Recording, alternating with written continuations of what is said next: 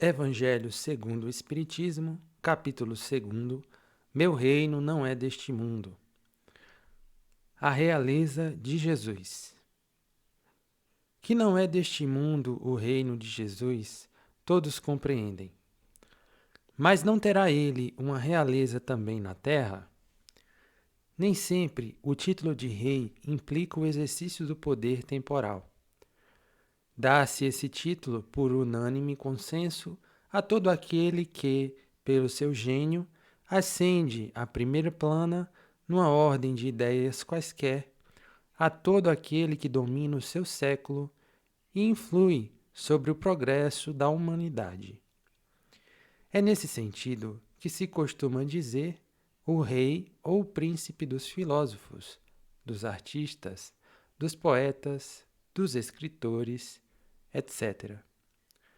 Essa realeza, oriunda do mérito pessoal, consagrada pela posteridade, não revela, muitas vezes, preponderância bem maior do que a que cinge a coroa real?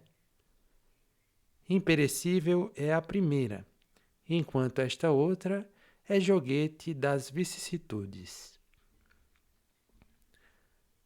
As gerações que se sucedem à primeira sempre a bendizem, ao passo que, por vezes, amaldiçoam a outra. Esta, a terrestre, acaba com a vida. A realeza moral se prolonga e mantém o seu poder, governa sobretudo após a morte. Sob esse aspecto, não é Jesus mais poderoso rei do que os potentados da terra? Razão, pois, lhe assistia para dizer a Pilatos, conforme disse: Sou rei, mas o meu reino não é deste mundo. O ponto de vista. A ideia clara e precisa que se faça da vida futura proporciona inabalável fé no porvir. Fé que acarreta enormes consequências sobre a moralização dos homens, porque muda completamente o ponto de vista sob o qual encaram eles a vida terrena. Para quem se coloca, pelo pensamento, na vida espiritual, que é indefinida, a vida corpórea se torna simples passagem, breve estada num país ingrato. As vicissitudes e tribulações dessa vida não passam de incidentes que ele suporta com paciência, por sabê-las de curta duração, devendo seguir-se-lhes um estado mais ditoso. A morte nada mais restará de aterrador. Deixa de ser a porta que se abre para o nada e torna-se a que dá para a libertação, pela qual entra o exilado numa mansão de bem-aventurança e de paz. Sabendo temporária e não definitiva a sua estada no lugar onde se encontra, menos atenção presta às preocupações da vida, resultando-lhe, daí, uma calma de espírito que tira aquela muito do seu amargor. Pelo simples fato de duvidar da vida futura, o homem dirige todos os seus pensamentos para a vida terrestre. Sem nenhuma certeza quanto ao porvir, dá tudo ao presente. Nenhum bem divisando mais precioso do que os da terra, torna-se qual a criança que nada mais vê além de seus brinquedos. E não há o que não faça para conseguir os únicos bens que se lhe afiguram reais.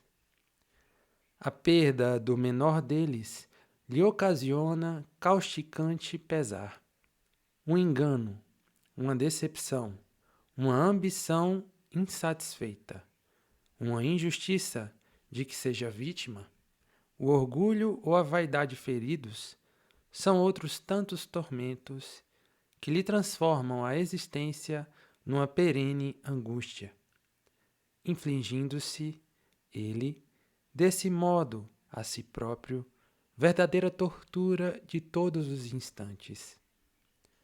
Colocando o ponto de vista de onde considera a vida corpórea, no lugar mesmo em que ela aí se encontra, vastas proporções assume tudo o que o rodeia. O mal que o atinja, como o bem que toque aos outros, grande importância adquire aos seus olhos. Aquele que se acha no interior de uma cidade, tudo lhe parece grande.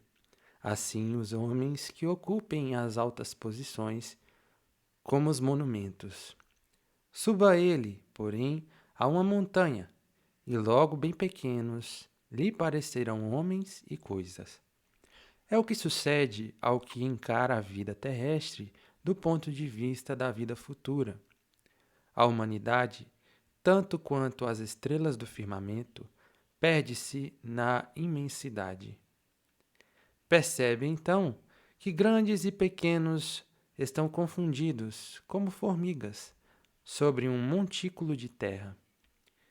Que proletários e potentados são da mesma estatura, e lamenta que essas criaturas efêmeras e tantas canseiras se entreguem para conquistar um lugar que tão pouco as elevará e que por tão pouco tempo conservarão. Daí se segue que a importância dada aos bens terrenos está sempre em razão inversa da fé na vida futura. Se toda a gente pensasse dessa maneira, dir-se-ia, tudo na terra periclitaria, porquanto ninguém mais se iria ocupar com as coisas terrenas.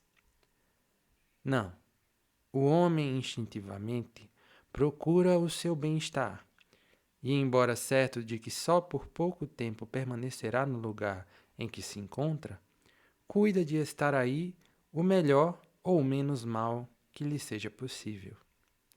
Ninguém há que, dando como um espinho debaixo de sua mão, não o retire para se não picar. Ora, o desejo do bem-estar força o homem a tudo melhorar, impelido que é pelo instinto do progresso e da conservação que está nas leis da natureza. Ele, pois, trabalha por necessidade, por gosto e por dever, obedecendo desse modo aos desígnios da providência, que para tal fim o pôs na terra. Simplesmente, aquele que se preocupa com o futuro não liga para o presente mais do que relativa importância e facilmente se consola dos seus insucessos, pensando no destino que o aguarda.